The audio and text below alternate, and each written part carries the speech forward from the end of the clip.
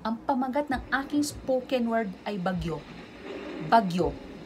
Ang langit ay dumidilim isang nakakatakot na kulay, habang ang hangin ay humahagulgol, malakas at totoo. Isang bagyo ang paparating, may kapangyarihang walang hanggan. Galit na kalikasan, ligaw at hindi mapigilan.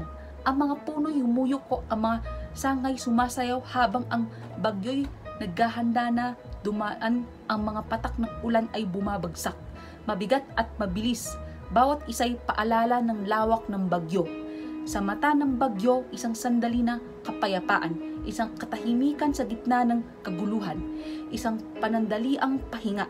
Ngunit ang hangin ay bumabalik mas malakas kaysa dati na nangangalit at humahagulgol.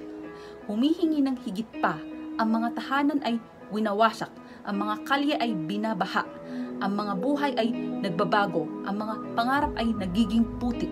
Ngunit sa kabila ng lahat, isang katatagan ang nagniningning, isang lakas sa mga puso, isang espiritong nagbubuklod. Para sa bawat bagyong dumarating sa ating landas, natagpuan natin ang tapang na harapin ang araw, muling bumabangon, tumatayo, matatag, sama-sama nilalaban, nalalampasan ang lahat.